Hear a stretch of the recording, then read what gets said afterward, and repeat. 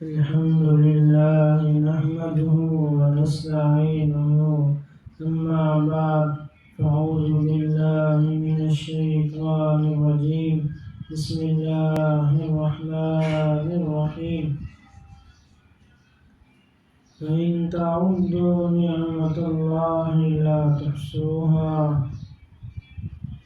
میں نے آپ حضرات کے سامنے ایک آیت کی تلاوت کی ہے. اس کا ترجمہ یہ ہے کہ اللہ نے بہت ساری نعمتیں ہمیں دی ہیں، اگر ہم گننا بھی چاہیں تو گن نہیں سکتے.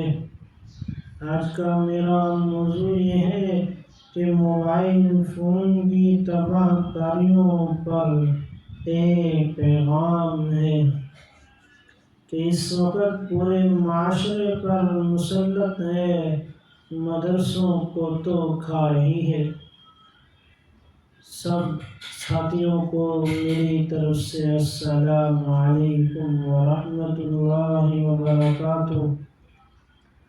وہ ہے کیمرے والا موبائل، یہ بلا اور مصیبت ہے. افسوس ہے کہ پورے معاشرے کو کھا گئی ہے. بڑے سے بڑے عالم، پرہیزگار اور متقی اور نمازوں کا پابند، لیکن اس کے پاس یہ موبائل ہے جس کو آج کل اسمارٹ موبائل کہتے ہیں. تباہ کن موبائل ہے، مزائل ہے. وہ انسان کے اخلاق کو تباہ کرنے والا، انسان کے دین کو تباہ کرنے والا، انسان کے اوقات کو تباہ کرنے والا. اس کے اوپر ہمیں پابندیاں لگائی ہیں. اس لیے بڑے دو عظیم نقصان ہیں.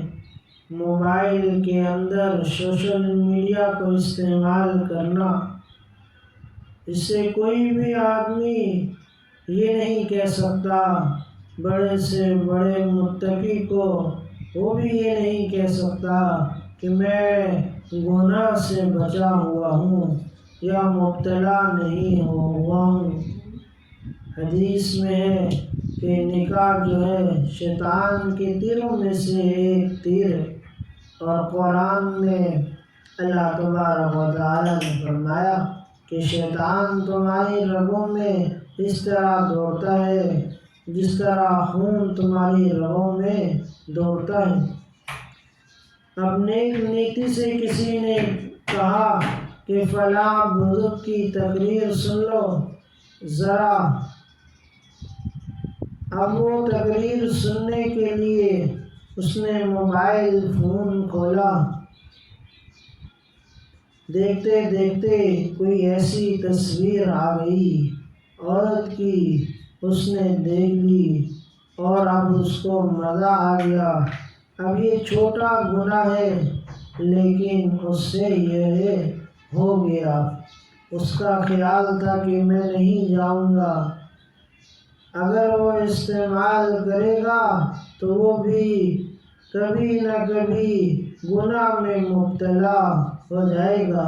ایک گناہ دوسرے گناہ کی طرف کھینچتا ہے.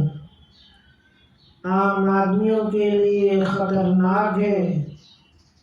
اور ایک طالب علم ہے اور ایک استاد جس کو سب چیزوں کا پتہ بھی ہے کہ یہ غلط ہے یہ صحیح ہے. اب اس کا ہر لمحہ طالب علم اور استاد کا قیمتی ہے. اب اس کو چاہیے کہ میں اپنا یہ جو قیمتی وقت یہ کس چیز میں صرف کروں، یا ہونا چاہیے اس کو یہ بھی علم ہے اس لیے کہ وہ تعلیم حاصل کر رہا ہے.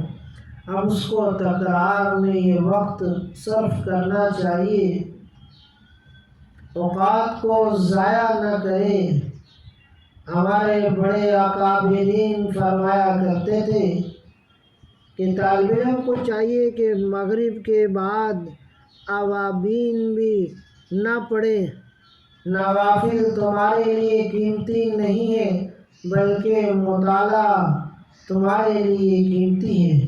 اب ایک آدمی ہے اچھا خاصا نمازی ہے، صف اول میں نماز پڑھنے والا ہے، لیکن تنہائی میں بیٹھا ہے اور اپنی آنکھوں کو اللہ تعالی کی نافرمانی میں لگایا ہوا ہے۔